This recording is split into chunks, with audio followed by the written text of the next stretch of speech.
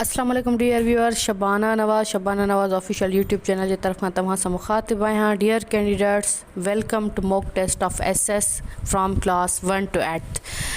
Mock test जे पहिरें part में तव्हां सां हाज़िर आहियूं। जीअं त तव्हांखे ख़बर आहे त पहिरें ॿिए दर्जे खां वठी 8 दर्जे ताईं जेको कैलकुलेशन कया त तक़रीबन 600 खां 700 सवाल थिया आहिनि। इन जे करे मां सोचियो त मॉक टेस्ट जा 2 पार्ट रखिया वञनि ऐं हीअ पहिरें पार्ट पाण हल कयूं पिया। इन जा जेका की आहे उहा कमेंट्स में पिन कई वेंदी कुझु टाइम खां पोइ, ऐं उन खां पोइ जल्दी वरी सेकेंड पार्ट अपलोड कयो वेंदो।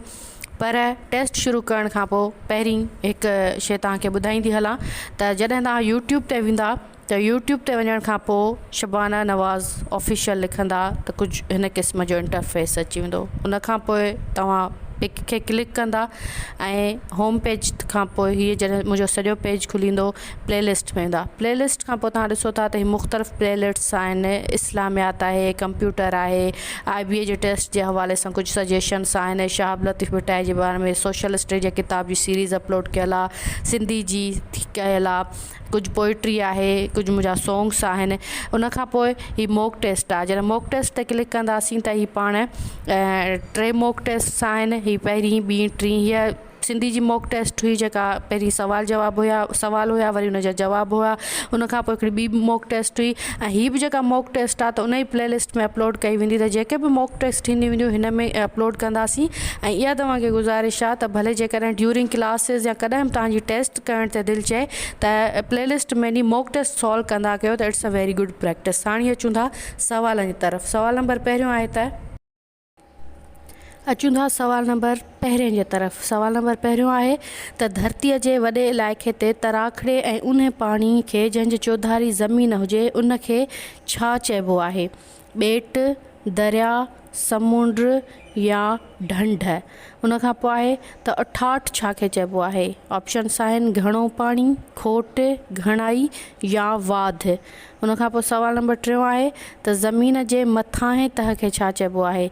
दरिया, मिटी, क्रिस्टल या मथां? उन खां पोइ सवाल नंबर 4 आहे त ज़मीन मां खोटे कढियल शयुनि खे छा चइबो आहे? ज़मीन मां खोटे कढियल शयुनि खे छा चइबो आहे?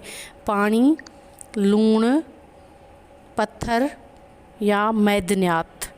अंग्रेज़नि कराची में हवाई अॾो कॾहिं जोड़ायो? अंग्रेज़नि जे दौरे हुकूमत में उन्हनि कराची में हवाई अॾो जोड़ायो हो। कॾहिं जोड़ायो? 1924, 1925, 1947 या 1838? ऐं उन खां पोइ आहे त इस्लामाबाद कॾहिं पाकिस्तान जे गादीअ जो हंधि बणियो? 1970, 1948, 1947 या 1960? अच्छा, हिकु ॿी बि ॻाल्हि ॿुधाईंदी हलां। हीअ जेके हिन जी की आहे उहा जल्दी कुझु कलाकनि खां पोइ विदिन 24 आवर्स हिन जी डिस्क्रिप्शन में की अपलोड कई वेंदी। ठीकु आहे पुट? मनोड़ो ॿेट किथे आहे? इंडोनेशिया, मालदीव, गिलगित या कराची?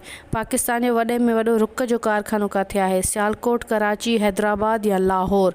उन खां पोइ आहे त धरती छा आहे? धरती ग्रह आहे, पाणी आहे, ॿेट आहे या मिटी आहे? उन खां पोइ आहे त पाकिस्तान कहिड़े खंड में आहे? एशिया, अफ्रीका, उत्तर अमेरिका या ॾखण अमेरिका? ख़त इस्तवा जे उत्तर में 23.5 डिग्री ते बीठल वेकिराई फ़ाक़ खे छा चइबो आहे? आर्कटिक गोल, जिद्दी घेरो, सरतान घेरो या अंटार्कटिक गोल? उन खां पोइ आहे त दुनिया जा सभु मुल्क ऐं इलाइक़ा पंहिंजे वक़्त जी कथ या मापो कथ कहिड़े लीक ज़रिए कंदा आहिनि? उत्तर कुतुब, प्राइम मेरिडियन, आइडियल या ॾखण कुतुब? उन खां पोइ आहे त दुनिया में केतिरा वॾा समुंड आहिनि? 5, 9, 8 या 7? अक़वाम मुतहदा UNO तंज़ीम जो हेड क्वार्टर किथे आहे? मलेशिया, वाशिंगटन, न्यूयॉर्क या जिदा? K2 जबल जी ऊचाई केतिरी आहे? 8611 मीटर, 6500 मीटर, 300 मीटर या 2000 मीटर? उन खां पोइ आहे ख़ैबर लख कहिड़े जबल में आहे? कोहे सफ़ेद, कोहे तूर, ख़ैबर पास या शाहराए फैसल? सिंधु दरिया जी ड्रैग केतिरी आहे? 8611 मीटर, 2700 मीटर, 300 मीटर या 2000 मीटर? उन खां पोइ आहे त सर सैद अहमद ख़ान कॾहिं ॼायो? 1817 ईस्वी में, 1888 ईस्वी में, 1875 ईस्वी में या 1870 ईस्वी में। आज़ादी वारी जंग लगी, इट्स वेरी इंपॉर्टेंट क्वेश्चन। आज़ादी वारी जंग कॾहिं लगी? द वॉर ऑफ इंडिपेंडेंट 1853, 1888, 1857 और 1870। ठीक। पहिरीं महाभारी लड़ाई कॾहिं लगी? ठीक है। 1905, 1906, 1957 या 1914। ठीक है। उन खां पोइ आहे त सिंधु दरिया किथां निकिरे थो? सिंधु दरिया कोहे सफ़ेद मां, पैसिफिक समुंड मां, हिमालय जबल मां या कराकरम जबल मां। हिमालय जबल जे किथां निकिरे थो? ओके। मुसलमाननि छुटकारे जो ॾींहुं कॾहिं मल्हायो? 1905, 1906, 1939 या 1914। थी सघे थो जेके मूं सुवाल पढ़ाया हुजनि उन में महीनो ऐं डेट बि हुजे, पर मां हिते सिर्फ़ु साल ॾिनो आहे। उन खां पोइ आहे त पहिरियों कंप्यूटर कॾहिं ईजाद थियो? 1949, 1906, 1939 या 1914। उन खां पोइ आहे सभ खां पहिरीं चंड ते क़दम रखण वारो इंसानु केरु आहे? Neil Armstrong, Wright brothers, John Logie Baird या मार्कोनी। बर्तानिया जी पहिरीं औरत वज़ीर आज़म केरु थी हुई? Elizabeth, Margaret Thatcher, John Logie Baird या हसीना वाजिद। हिमालय जबल जी बुलंद तरीन क़तारनि जी ऊचाई केतिरे आहे? हिमालय जबल जेके बुलंद तरीन क़तार जी ऊचाई आहे उहा 18,000 मीटर, 3700 मीटर, 6500 मीटर या 3500 मीटर। उन खां पोइ आहे ज़ुल्फ़िकार अली भुट्टो पाकिस्तान जो चोथों सदर कॾहिं थियो? सदर जेके पाकिस्तान जा रहिया आहिनि हिन वक़्तु ताईं, उन में ज़ुल्फ़िकार अली भुट्टो चोथों नंबर सदर हुयो। उहो कॾहिं थियो? 1947, 73, 88 या 71। आबादी जे लिहाज़ खां दुनिया जो वॾे में वॾो मुल्क कहिड़ो आहे? इंडिया, चीन, चाइना, अमेरिका या रूस। ठीकु आहे। उन खां पोइ आहे त शाहब लतीफ़ भिटाई जो मेलो कॾहिं ऐं किथे मल्हायो वेंदो आहे? 17 शोबान, 14 सफ़र, 15 सफ़र या 14 रमज़ान। या ईअं खणी सिर्फ़ु चइजे किथे खे छॾियूं था। शाहब लतीफ़ भिटाई जो मेलो कॾहिं मल्हायो वेंदो आहे? ठीकु आहे। पोइ ही डेट्स आहिनि, इन मां तव्हांखे सिलेक्ट करिणो आहे त कॾहिं मल्हायो वेंदो आहे। ठीकु। उन खां पोइ आहे त कलंदर लाल शहबाज़ जो मेलो कॾहिं मल्हायो वेंदो आहे? 17 शोबान, 18 शोबान, 15 सफ़र या 14 रमज़ान। स्टेट बैंक कॾहिं क़ाइमु थी? ठीकु आहे। 1947, 1973, 1948 या 1971। उन खां पोइ आहे त पाकिस्तान जी पहिरीं टीवी स्टेशन कॾहिं क़ाइमु थी? 1947, 1973, 1948 या 1964। उन खां पोइ आहे त पाकिस्तान में क़ौमी असैम्बलीअ जा केतिरा मेंबर आहिनि? 104, 342, 345 या 112। उन खां पोइ सवाल नंबर 34 आहे त पाकिस्तान में आला अदालत कहिड़ी आहे? High court, supreme court, session court या वॾी अदालत। इब्न बतूता कॾहिं किथे ॼायो? 1947, 1304, 1948, 1317।